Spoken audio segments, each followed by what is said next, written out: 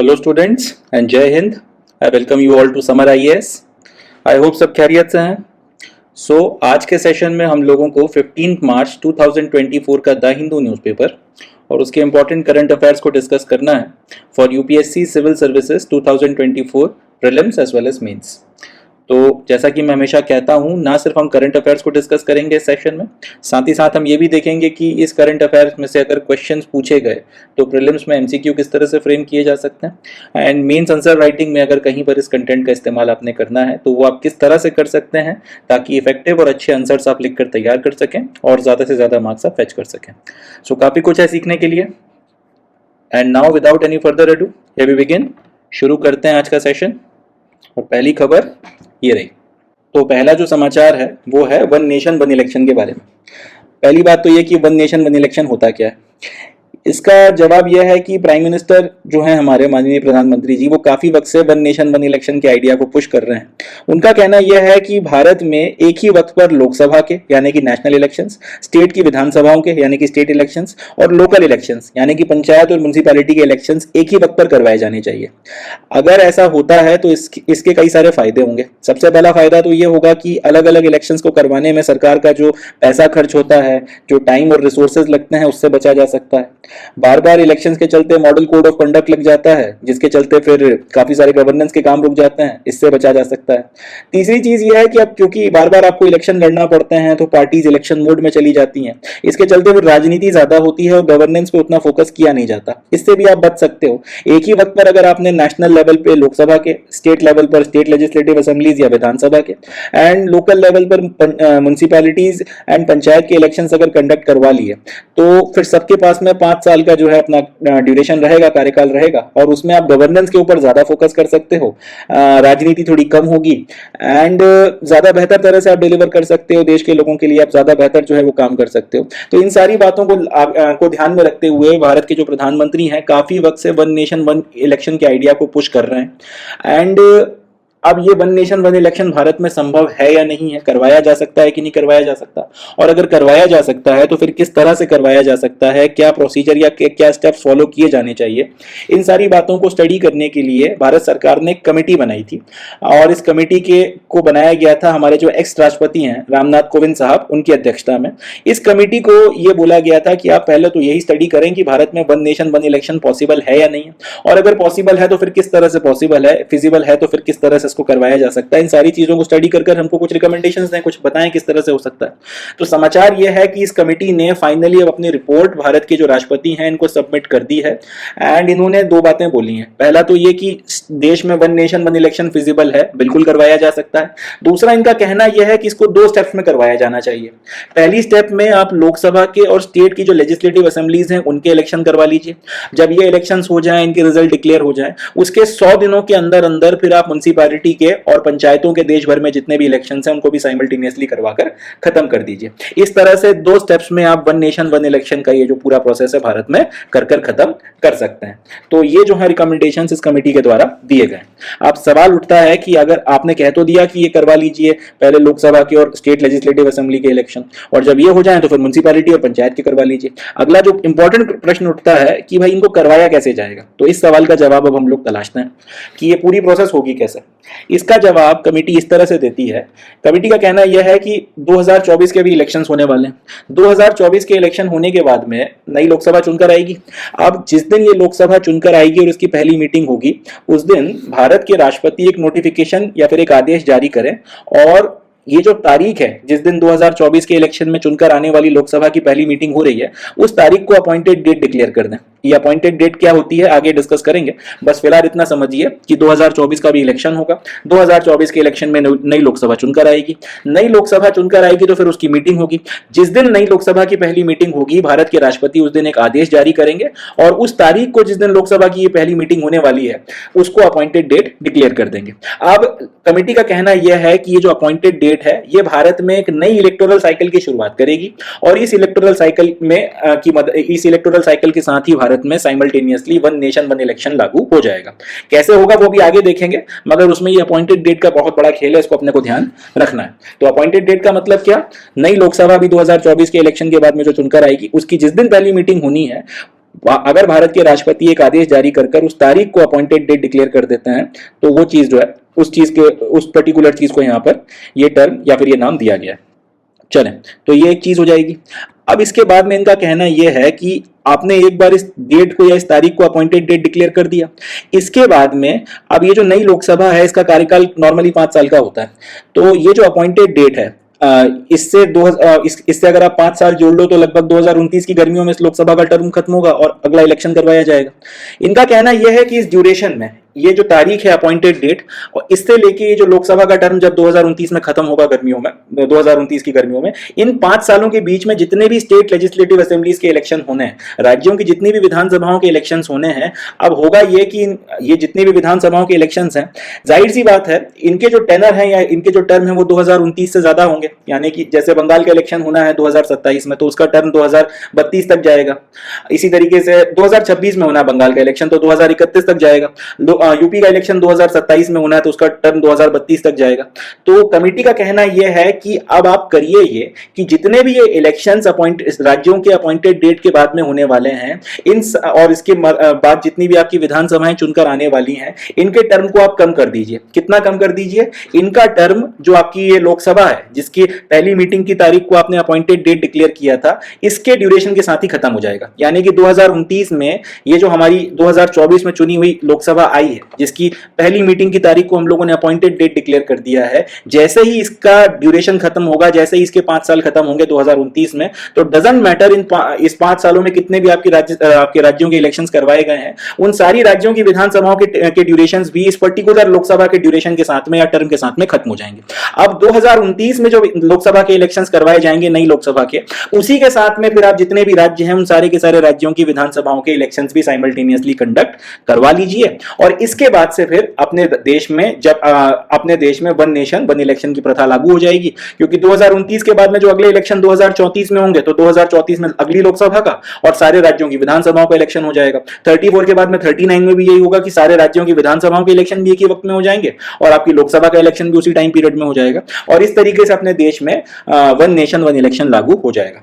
तो बड़ी सिंपल सी बात है, क्या क्या करना है, अपॉइंटेड डेट आपने डिक्लेयर कर दी, इससे 5 साल के अंदर जितने भी राज्यों की विधानसभाओं के इलेक्शन होंगे उनके टर्म भले ही कुछ भी हो, 32 में खत्म होता हो, 33 में खत्म होता हो, 35 में खत्म होता हो, डजंट मैटर। लोकसभा मगर जैसी 2029 में खत्म होगी वैसे ये मान लिया जाएगा कि इनका भी जो ड्यूरेशन है वो खत्म हो गया है और अब लोकसभा के साथ में इनके भी इलेक्शन फिर से करवाए जाएंगे और इस तरीके से अपने देश में वन नेशन वन इलेक्शन की जो प्रक्रिया है वो लागू हो जाएगी।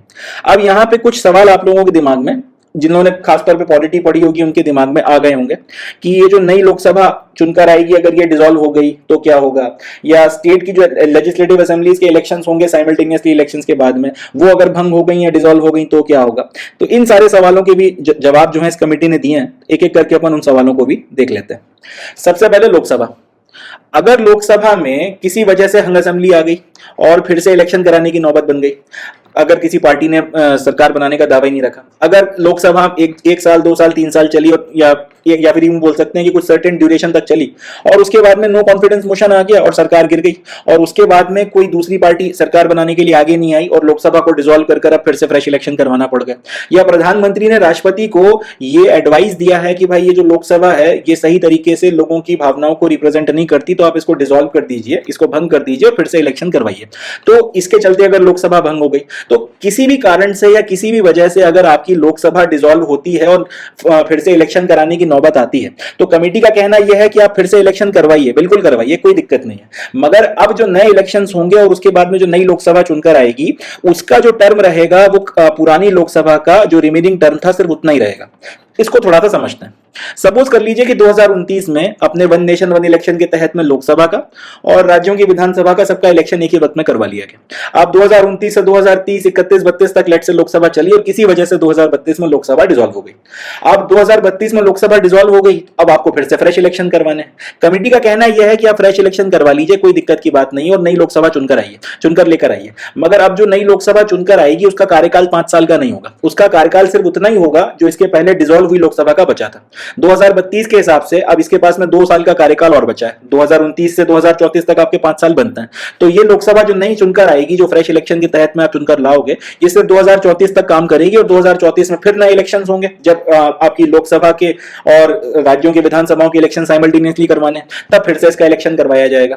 तो ये इस तरीके से जो है, आप अगर बीच में कभी कहीं पर डिसोल्यूशन हो गया, किसी वजह से इसको भंग करना पड़ गया, कोई और प्रॉब्लम आ गई, तो उससे आप बच सकते हो। एंड उसके चलते फिर ये जो साइकिल टूट जाती थी और वन नेशन वन इलेक्शन की प्रक्रिया फिर आप नहीं आगे करवा सकते थे, इससे आप बच सकते हो, ये इस कमेटी का कहना है। तो ये तो लोकसभा की बात हो गई। एग्जैक्टली यही बात इनका स्टेट लेजिस्लेटिव असेंबलीज के लिए भी कहना है कि अगर किसी वजह से किसी स्टेट लेजिस्लेटिव असेंबली में आपकी लेजिस्लेटिव असेंबली डिसॉल्व होती है और वहां पर भी अगर इलेक्शन कराने की नौबत आती है, तो इलेक्शन करवा लीजिए, कोई दिक्कत की बात नहीं है। मगर इलेक्शन के बाद में वो जो नई स्टेट लेजिस्लेटिव असेंबली चुनकर आएगी, वो कब तक काम करेगी, उसका ड्यूरेशन भी सिर्फ उतना ही रहेगा जितना भी लोकसभा का ड्यूरेशन बचा हुआ है। एग्जांपल के लिए फिर 2029 उठाते हैं अपन। 2029 में इलेक्शन हुए और मान लेते हैं कि मध्य प्रदेश के और राजस्थान की जो है बाकी 2029 में इलेक्शन हुए और 2032 तक आपका जो है बढ़िया सब कुछ चला, और 2032 में मध्य प्रदेश और राजस्थान की जो विधानसभा है उनको बंद करना पड़ गया, किसी भी वजह से वो डिसॉल्व हो गई। अब फिर से आपको मध्य प्रदेश और राजस्थान में आपको इलेक्शन करवाना पड़ेंगे, तो इलेक्शन आप करवा लीजिए, कोई दिक्कत की बात नहीं है। मगर जो नई विधानसभा चुनकर आएगी, अब उसको 5 साल का टर्म नहीं मिलेगा। मध्य प्रदेश और आपका जो राजस्थान है, इनकी विधानसभाएं जो है 2032 तक चल चुकी हैं, इनके पास में अब 2 साल का ड्यूरेशन बचा हुआ है। तो ये जो नए इलेक्शन कराकर आपने जो नई विधानसभाएं बनाई होंगी, इनका ड्यूरेशन भी सिर्फ 2034 तक चलेगा, और 2034 में जैसे ही लोकसभा का टर्म खत्म होगा, वैसे ही इनका भी जो टर्म था वो ऑटोमेटिकली एक्सपायर हो जाएगा, और अब इनका 2034 में फिर से फ्रेश इलेक्शन करवाया जाएगा। तो इस तरीके से आप साइमल्टेनियसली लोकसभा और आपकी जो विधानसभाएं हैं उनके इलेक्शंस कंटिन्यू कर सकते हो, और किसी के भी डिसोल्यूशन के चलते अगर कहीं पे फ्रेश इलेक्शन की नौबत आएगी, तो उससे आपकी जो वन नेशन वन इलेक्शन की जो साइकिल है वो नहीं टूटेगी। जैसा कि अपने को पता है कि 1952 में 57 में इलेक्शंस आपके साइमल्टेनियसली ही हुए थे, साथ में आपके राज्यों की विधानसभाओं के और स्टेट की जो राज्यों की विधानसभाओं के और नेशनल लेवल पर जो लोकसभा का इलेक्शन था वो एक ही वक्त पे करवाया गया था। मगर बाद में फिर सरकारें गिरने लगी, प्रेसिडेंट रूल लग गया, डिसोल्यूशन हो गया, उसके चलते वो साइकिल टूट गई। उसके चलते आज ये नौबत आ गई है कि अलग अलग वक्त पे आपके इलेक्शंस वगैरह होते हैं, तो उससे अब आप बच सकते हो। डजंट मैटर लोकसभा डिसॉल्व हो जाए तो नई इलेक्शंस करा के नई लोकसभा बना लो, कोई दिक्कत नहीं है। मगर वो भी जो है आपका पुरानी लोकसभा जो डिसॉल्व हुई थी उसका जितना कार्यकाल बचा है उतना ही काम करेगी, और अगर राज्यों की विधानसभाएं डिसॉल्व हो जाती हैं तो भी कोई दिक्कत की बात नहीं है, नई इलेक्शन कराकर आप चुन लो, बट वो भी सिर्फ उतना ही वक्त तक काम करेगी जितना लोकसभा का कार्यकाल बचा हुआ है। जैसे वो खत्म होगा तब आपको फिर से फ्रेश इलेक्शन के लिए जाना पड़ेगा, और इससे अब आपकी साइकिल जो है वो नहीं टूटेगी, और आप कंटिन्यूअसली जो है simultaneously one nation one election करवा सकते हैं, और ये प्रोसेस आप चला पाएंगे। तो ये जो है ये इन्होंने कुछ आपका पूरा का पूरा प्रोसीजर बताया है।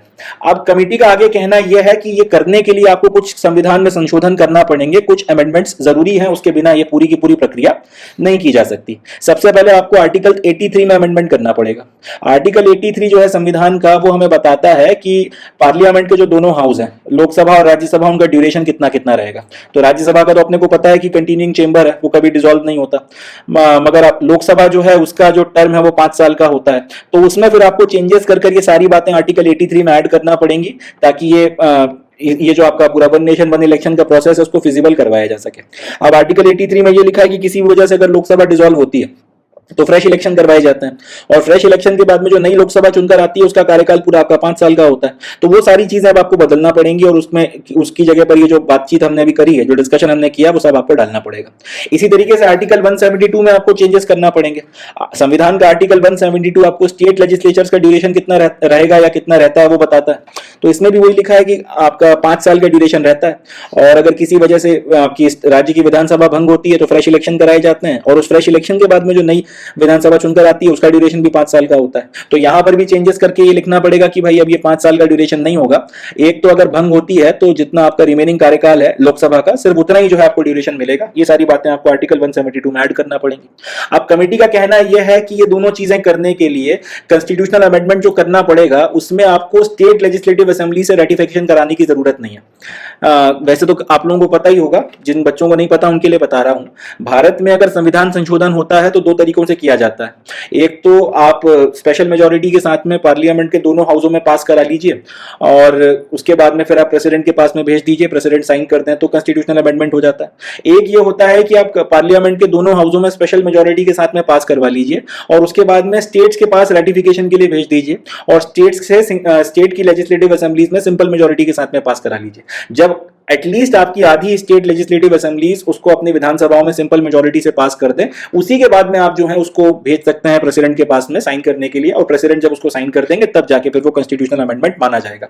जनरली ये जो दूसरा वाला तरीका है जिसमें पार्लियामेंट की दोनों आपके हाउसेस से स्पेशल मेजोरिटी से पास करवाना पड़ता है और उसके बाद में स्टेट की कम से कम आधे स्टेट के स्टेट लेजिस्लेचर से आपको सिंपल मेजोरिटी से रेटिफाई कराना पड़ता है, ये कॉन्स्टिट्यूशनल अमेंडमेंट तब लागू या तब आपके लिए इंपॉर्टेंट होता है या तब लागू होता है जब आप ऐसे किसी पर्टिकुलर चेंज को कर रहे हैं जिससे कॉन्स्टिट्यूशन के फेडरल स्ट्रक्चर में बदलाव आता हो, जिससे स्टेट और सेंटर दोनों इंपैक्ट होते हैं, अफेक्ट होते हो, ऐसी कंडीशन में अमेंडमेंट करवाया जाता है। अब इस कमेटी का कहना यह है कि आर्टिकल 83 में बदलाव किया गया, लोकसभा और के अगर ड्यूरेशन में कुछ चेंजेस किए गए, या विधानसभा आर्टिकल 172 के तहत में विधानसभाओं की जो ड्यूरेशन है उसमें कोई बदलाव किए गए, तो इसके लिए आपको स्टेट लेजिस्लेटिव असेंबली से रेटिफिकेशन करवाने की कोई जरूरत नहीं है, या पार्लियामेंट में पास करके ही जो है इस कॉन्स्टिट्यूशनल अमेंडमेंट को लागू कर सकते हैं, इसमें कोई दिक्कत की बात नहीं आएगी। आगे इनका कहना यह है कि पंचायतों के और म्युनिसिपैलिटी के जो साइमल्टेनियस इलेक्शंस करवाना चाहते हो उसके लिए भी कुछ कॉन्स्टिट्यूशनल अमेंडमेंट करना पड़ेंगे। सबसे पहले तो आर्टिकल 324A में अमेंडमेंट करना पड़ेगा। याद रखिएगा आर्टिकल 324 सिंपल नहीं लिखा, आर्टिकल 324A लिखा हुआ है, ठीक है, याद रखिएगा, आर्टिकल 324 नहीं, आर्टिकल 324A। सबसे पहले आपको आर्टिकल 324A में चेंज करना पड़ेगा, जिसके तहत में फिर आपको जो है साइमल्टेनियस इलेक्शन कराने की पावर मिलेगी पंचायतों के और म्युनिसिपैलिटी के। आज की तारीख में यह है कि हर एक स्टेट की जो स्टेट इलेक्शन कमीशन होती है वो अपने खुद के पंचायत और म्युनिसिपैलिटी के इलेक्शंस कराती हैं। अब उनके अपने अपने ड्यूरेशन है, अलग अलग टाइम है उनके। तो सबसे पहले तो आर्टिकल 324A के तहत में आपको ये पंचायतों के और म्युनिसिपैलिटी के साइमल्टेनियस इलेक्शन पूरे भारत में हो सके, ये इसके लिए आपको परमिशन लेना पड़ेगी, ये सारी बातें लिखना पड़ेंगी। उसके बाद आर्टिकल 325 में कुछ अमेंडमेंट करना पड़ेंगे। आर्टिकल 325 में अमेंडमेंट कर भारत का जो चुनाव आयोग है, इलेक्शन कमीशन ऑफ इंडिया जो है, उसको ये पावर देना पड़ेगा कि वो अलग अलग स्टेट इलेक्शन कमीशन के साथ में कंसल्टेशन करते हुए एक कॉमन इलेक्टोरल रोल और एक कॉमन वोटर आईडी बनाए। आज की तारीख में होता यह है कि इलेक्शन कमीशन ऑफ इंडिया अपना जो इलेक्टोरल रोल बनाता है वो बनाता है स्टेट की लेजिस्लेटिव असेंबली के यानी कि विधानसभा के इलेक्शन के लिए, और आपका जो नेशनल इलेक्शन होता है लोकसभा उसके लिए।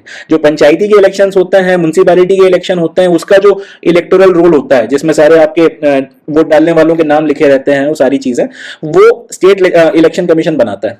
अब मगर अगर आपको साइमल्टेनियस इलेक्शन करवाने हैं तो उसके लिए कमेटी वालों का कहना यह है कि आर्टिकल 325 में बदलाव करो और इलेक्शन कमीशन को यह पावर दो कि इलेक्शन कमीशन ये जो लोकल इलेक्शंस होने वाले हैं पंचायत के और म्युनिसिपैलिटी के, इसके लिए भी एक कॉमन जो है, इसके लिए भी जो है इलेक्टोरल रोल बनाए, या फिर इसको इस तरह से कह सकते हैं कि एक कॉमन इलेक्टोरल रोल जो है वो बनाने की power election commission of India के पास में होनी चाहिए। वही इलेक्टोरल रोल आप लोकसभा के इलेक्शन में इस्तेमाल करोगे, वही इलेक्टोरल रोल आप स्टेट लेजिस्लेटिव असेंबली के इलेक्शन में इस्तेमाल करोगे, और उसी इलेक्टोरल रोल की मदद से फिर आप अपने पंचायती के और ये म्युनिसिपैलिटी के इलेक्शन कराओगे।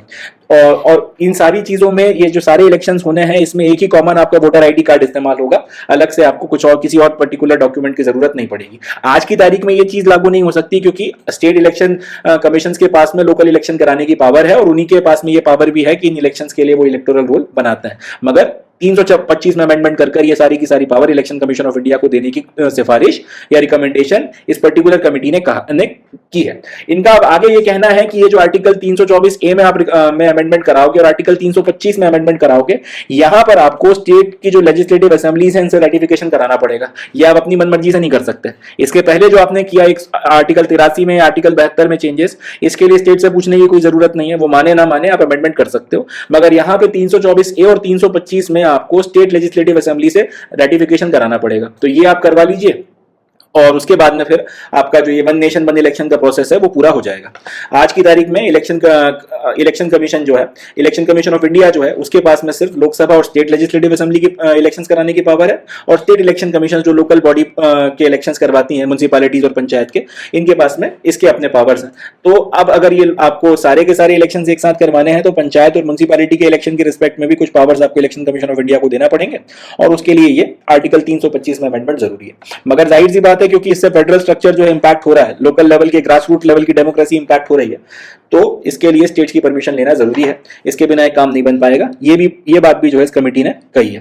तो that's all from this particular news. इस न्यूज में इतना ही है, इससे ज्यादा और अपने काम का कुछ नहीं है। आप एक बार ये देख लेते हैं कि इसमें से क्वेश्चंस किस किस तरीके के बन सकते हैं। सबसे पहला क्वेश्चन तो यही बनेगा कि वन नेशन वन इलेक्शन का जो ये पूरा प्रोसेस है, हो सकता है या नहीं हो सकता, इसको स्टडी करने के लिए जो कमेटी बनाई गई है वो किसकी अध्यक्षता में बनाई गई है। या फिर इस तरह से पूछा जा सकता है कि रामनाथ कोविंद कमेटी जो काम कर रही है ये किस पर्टिकुलर सब्जेक्ट को लेकर काम कर रही है। दोनों का जवाब है वन नेशन वन इलेक्शन, ये अपने को याद रखना है। दूसरा एक क्वेश्चन बन सकता है कि अपॉइंटेड डेट नाम की चीज कुछ वक्त से न्यूज में है, ये किस चीज से रिलेटेड है, तो इसका जवाब भी अपने को ध्यान रखना है, appointed date one nation one election से रिलेटेड है। तीसरा क्वेश्चन जो पूछा जा सकता है कि वन नेशन वन इलेक्शन कैसे करवाए जा सकते हैं, तो उसके लिए पूरा मैंने प्रोसीजर आपको बताया है, ये इसको अपने को ध्यान में रखना है। इसमें से जो भी एमसीक्यू बनाया जाए वो आप बता सकते हो। अगर आपको लिखने के लिए आए किस तरह से भाई ये हो सकता है, तो फिर उसमें भी आपको इसको एक्सप्लेन करना पड़ेगा। Lastly one nation one election से कौन कौन से आर्टिकल्स रिलेटेड हैं, तो अपने को ध्यान रखना पड़ेगा। एक तो आर्टिकल 83 से रिलेटेड है जिसमें पार्लियामेंट के दोनों हाउसों का ड्यूरेशन बताया गया है। दूसरा आर्टिकल 172 रिलेटेड है जिसमें स्टेट लेजिस्लेचर का ड्यूरेशन जो है वो बताया गया। फिर लोकल आपके जो बॉडीज होती हैं उनके इलेक्शन से रिलेटेड जो आर्टिकल्स है वो भी ध्यान रखना पड़ेंगे। आर्टिकल 324 और 325 की आर्टिकल 324 है साइमल्टेनियस इलेक्शन कराने की पावर के लिए, और article 325 election commission of India को आपका कॉमन एक इलेक्टोरल रोल जो है और वोटर आईडी बनाने का पावर देने के लिए, जिनका इस्तेमाल लोकल पंचायत और म्युनिसिपैलिटी के इलेक्शन में भी किया जा सके। तो ये इतनी सारी चीजें जो है अपने को ध्यान में रखनी है। इतने सारे क्वेश्चन जो है इस पर्टिकुलर न्यूज से बनकर आ सकते हैं। That's it from this news. अब बढ़ते हैं नेक्स्ट न्यूज की तरफ, देखते हैं सर। नेक्स्ट जो न्यूज है इसमें हमको अफ्रीका के एक देश के बारे में थोड़ी बात करनी है एंड इसको मैप पर देखना है, मैप पर इसको स्टडी करना है। देश का नाम है डेमोक्रेटिक रिपब्लिक ऑफ कॉन्गो।